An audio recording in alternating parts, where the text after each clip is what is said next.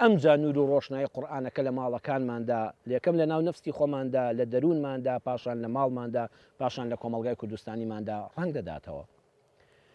ئێمە وتمان پێغەمبەری خوا صلی الله علیه وسلم فەرمووی هەر کەسێ سوورەتی کەهف لە ڕۆژی جومعەدا بخوێنێ خوای گەورە لەم هەفتەیە بۆ هەفتەی داهاتوو بۆ جومعەی داهاتوو نور و ڕۆشنایی دەداتێ لەم تاریکستانی سەر زەوێدا گومڕا نابێ بەرچاوی ڕۆشن دەبێت.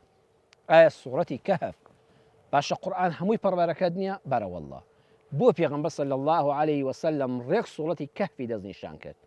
سوورەتی ئەلکەهف چیمان پێ دەڵێ؟ وا لەم هەفتەیە بۆ ئەو هەفتەیە بەرچاومان ڕووناک دەکاتەوە و لەم جەنجاڵی ژیانەدا لەناو ئەو هەموو خەم و خەفەتەدا لەناو ئەم هەموو سەرگەردانی کە ئەمڕۆڕی یەخەی ئەو خەڵکەی گرتووە دڵت ڕۆشن دەکا، بەرچاوت ڕۆشن دەکا، دڵت ئارام دەکا، خەمڕەوێنتە.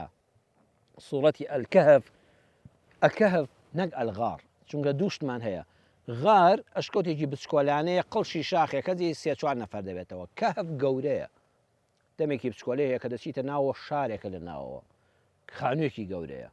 کەهف ئەوەیە یەکێ لە سیفاتی ئەوەیە دەنگدانەوەی هەیە.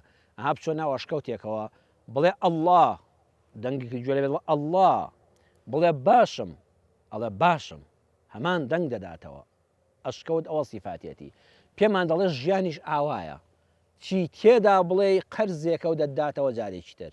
چاکت تیا چاندبێت چاک، خراپت تیا چاندبێ تەوبەی لێ نەکەی و نەگەڕێیتەوە، خراپت بەرەو ڕوودێتەوە. سێوانەی گرنگ هەیە لە سوورەتی ئەلکەهفە کە کلیلی دەرگاداخراوەکانی هەموو ژیانن. تکاتان لێ دەکەم بەڕێزان ئەم وتارە لە پرۆگرامی کلیل لە کەناڵی دیمەنەوە جارێکی کەس گوێ لێ بگرنەوە. سوورەتی ئەلکەهف لە هەموو ڕۆژانی جومعەدا بە تەدەبور و وردبوونەوە بخوێننەوە و تێشی بگەن سێ کلیل هەیە بۆکردنەوەی دەرگا داخراوەکانی ژیان لەسەرمان. ئەویش یەکەمیان قل لأحلامك الذي تظنها مستحيلة وكان الله على كل شيء مقتدرا. آياتي 45 سورة الكهف أم آياتها وكان الله على كل شيء مقتدرا. الله سبحانه وتعالى دڵنیابن توانادارە بەسەر هەموو شتێکدا، كل شيء هەموو شتێکدا. بە خەونەکانت بڵێ، بە هیوایەتەکانت بڵێ، بە ئاواتەکانت بڵێ کەوا دەزانی مستەحیلن. ئەم ئاەتەی بۆ بخوێنەوە. ئاەتی 45 سوورەتی ئەلکەهف پێمان دەڵێ قەت وا مەزانە ژیان شتێکی تێدایە کە مستەحیل بێ.